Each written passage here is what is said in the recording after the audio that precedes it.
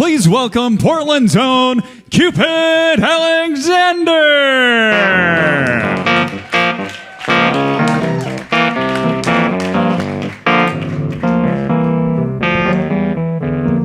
Man, he made me feel like I was somebody. Y'all Cupid, draw back your bow. Third time I heard that today, Chris. Your arrow flow. Chris said this was a podcast. My lover's heart for me. I just wanted to show off. I've been taking vocal lessons. Y'all gonna clap for that. Cupid. What's going on, Chris? This is long overdue. Yes, it is. I'm so excited to bring you to the stage. We've known each other for quite some time. Yes, Chris beat me for multiple jobs when we were modeling. Yeah. That's still a thing. It's true. It's true. Once again, Q6 model. Shout out to Johnny. Shout out to Dory. Johnny in the house. Cupid, you're a very handsome man, and we have competed. Ditto, Chris. I'm just feeling that whole vibe in here, right? Yeah. Right? And we've definitely competed for roles, but once again, that's not why I brought you here. No. We came to talk about housing a little bit. Remember that guy from New York who was like, the rent's too damn high, and I was like, that guy's crazy. Now I'm like, where is that guy? Where's that guy at? Y'all remember? You know what I'm talking about. He was like, yeah, I remember that guy. It's too damn high. Yeah, right, I remember. Right. Cupid, you are advisor to the mayor. You are a Portland native. Yeah, born and raised.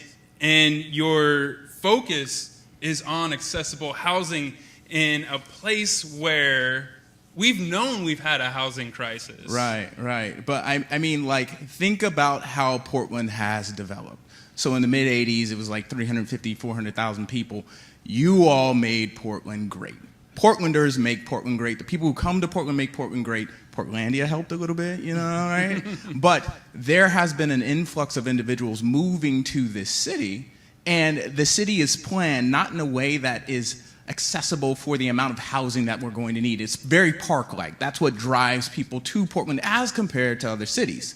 So in addressing the needs of Portlanders, we have to relook at how we develop out housing, how we develop out systems, how we do all these things. And some of you, and we won't get too wonky, but there's an urban growth boundary saying, the city of Portland can only extend out to here. Right. So you have all of those things you're juxtaposed versus in order to create housing solutions. So one of the things that I do is I just give, some suggestions, and I look at some of the other suggestions individuals have, and I give that to the mayor. Now, I'll be honest, I didn't know, I had never even been to City Hall before I got the job. I was a kid from 3 blocks up, and I still live 3-ish blocks up, just in case my stalker is anywhere watching the show.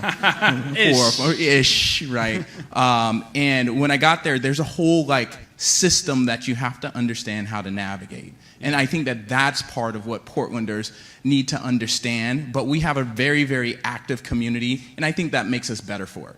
Yeah. Well, give it up for that, everybody. Y'all make Portland great. Cupid, you talk about it like you didn't have ambitions for political activism. How did you develop into this role? Oh, man. So other than the rent's too damn high guy, who's just the dude, I got a picture of him in my house, and it's just his beard and stuff. I'm like, that guy is great.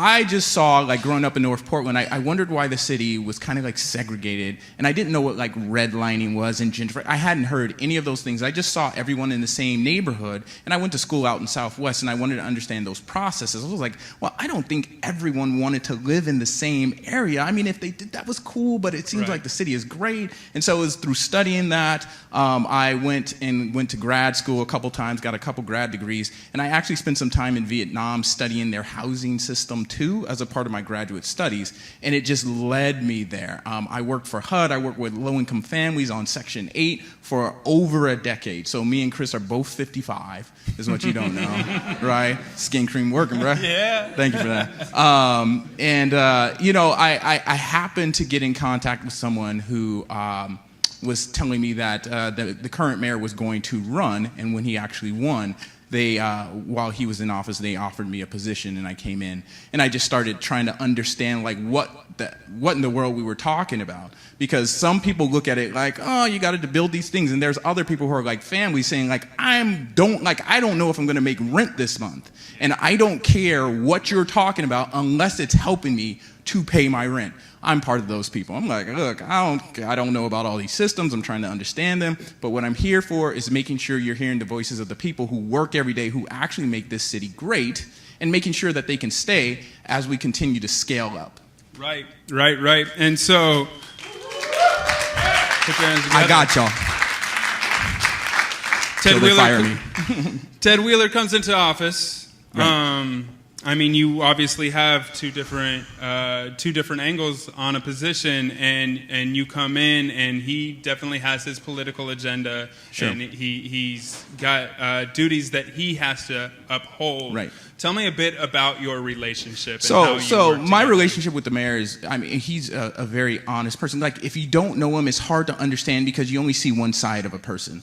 And everyone in City Hall, how our system is set up, you have a mayor and you have 4 commissioners. And most things you need 3 out of 5 votes to pass anything that has money associated with it. The only difference between the mayor and the commissioners is he assigns the bureau, like who's going to run the police bureau as the commissioner, and he assigns like the budget, and he has to get approval. But other than that, everything else takes 3 out of 5 or 4 out of 5 or 4 out of 4.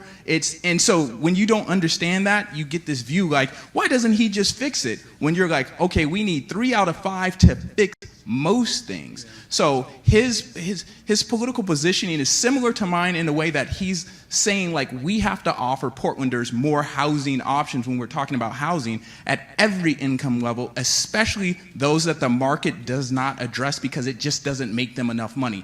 That's our role. So that's what we're constantly pushing for. But you can't do that alone. You have to have some sort of renter protections in some situations. And so it's a myriad of things. You can't build out of a housing emergency when affordability is related to how much money you make, your economic situation. So there's that part of the conversation too. And we constantly are looking at all of the things that Portlanders bring up to us. I get tons of emails and I try and respond to them as quickly as possible, but the mayor is very aware of that. So regardless of what your political leanings are, you know, I think he's someone who's shown that he's trying to create at least more housing options for Portlanders or anyone that calls Portland home. Wow. Wow. Every statement you make needs a clap break, you know? Nah, y'all. Don't get my head. It's just like me and Chris on the stage just bumping heads. Cupid, it's important that we talk about bond measures because some of this money is allocated, and once it is allocated, I mean, once it gets to that final process of allocation, right, then you have to discover how to pursue that. And, right, and you've developed a few things right, with bond measures as of recent. Right, right. So for those of you who voted for Measure 102, which allows the government and like the city to work with other entities to leverage the bond. So before, you had to use all of the money and the government had to own the building. Now, as a result of 102 passing, you can actually go into a deal like with one of you all, and we would be able to figure out who's going to have ownership, but we'd be able to leverage the dollars to get more housing units out of it. So that's a big thing for Portland, and that's a big thing for the state of Oregon. I think we're doing a great job of using the money that we have to not only pay living wage so the people who are building the units don't have to qualify for the units, and sometimes they will, you know, but we're also working with different entities and making sure that we're all of our bond dollars, and you can go to like Portland's housing bond, you'll see how we're investing those dollars to create actual units like right now. So it's a very, very practical thing, and that's one of the things that I think we try to really, really stress is that like, hold us accountable. We're out there where like you guys are paying us to do the work. We're hired guns, or we're hired individuals to get something done for you while you're doing other things that we need you to do. And it's all a cycle, and we're all in it together, and we're using every resource that we have. So yes, the housing bond is big. We're developing it out, and we're ahead of schedule as of right now. But it's I'll say this much: it's not like enough. I'm not going to say like, oh, and so we're there, y'all. Like rent, and you're like, no, this dude's crazy. Like rent too damn high, guys, on his wall. He hasn't lived through that dude. We're still there's still a long ways to go. Portland is going to continue continue to grow. The region's going to continue to grow, and it's because of rooms like this and places like this, people want to be here. So we're trying to prepare for that. Absolutely. And we are here to support our community, our entertainment, and, you know, be there for one another. I think one of the most important things about this show was to get everybody in a room so that they could exchange eyes with one another and actually interact. So now that we know of you and the work that we do, how do we get involved? So the first thing you do, support local, right? Like, this is a great start. There was a couple musicians before, beautiful. I see you right there. I shed a tear on the inside. Yeah. Like, just one single tear, y'all, just came down, and I was like, not today. No. My mom said, don't do that, right? But it's coming to things like this, being involved in your local community. You can definitely always go testify at City Hall, and you can just sign up for that, because the more voices that they hear, the more relevant it makes it to the individuals that represent you. I say that's, and voting. Like, as much as you think it doesn't matter, it does matter. It's so like, if you're able to vote, definitely vote. And I think that that's kind of like in our representative democracy, that's one of the most important things. Showing up, voting, supporting local, being involved in your community, and of course coming to stuff like this. So, I'm loving this interview, and I know we probably should have cut it like 2 minutes short, but I just enjoy speaking with you so much. Portland native. It's now November 12th, 2018. What do you want to see as Portland grows and develops? Man, so that's a good question. So what I hold as a value for like Portland, and I think what we share like with the mayor, is like what makes Portland great. It's an industrious spirit of the individuals who are here to be creative, to be inclusive, to be understanding. We don't always agree, but we give the space for that agreement safely. Right? So I think that that's what I want to continue to see Portland as. We were talking about, earlier they were saying Portland is weird, and I think the weird thing about Portland is that we continue to remain ourselves while growing. And I think that that's why people are moving here, and I think that the people will continue to move here because of that one thing. And that one thing is the spirit of Portland, and I think that we have to hold that as our value. And as we continue to grow, holding that as our value, we will continue to be who we are, and we won't get lost. There's a mayor out of New Orleans, really quick story. His name is Mitch Landry, right? Mitch Landry, they were taking down the Confederate statues, and they were like, well, why are you taking down the Confederate statues? And he was saying, think of all the things that make New Orleans, New Orleans. It's like gumbo, it's like all the indentured people from all the different countries, the French, the Creole. You think of Second Line, you think of jazz. All these things were put into a pot, and you know New Orleans for that. These statues make someone feel excluded that help make New Orleans what it is. So that's why I'm taking it down. And I say that, like, we continue doing all of the things that make Portland, Portland. We hold on to that, and we just scale up. This is one of the things. Absolutely beautiful. Give it up for the spirit of Portland. Not the boat, but the energy.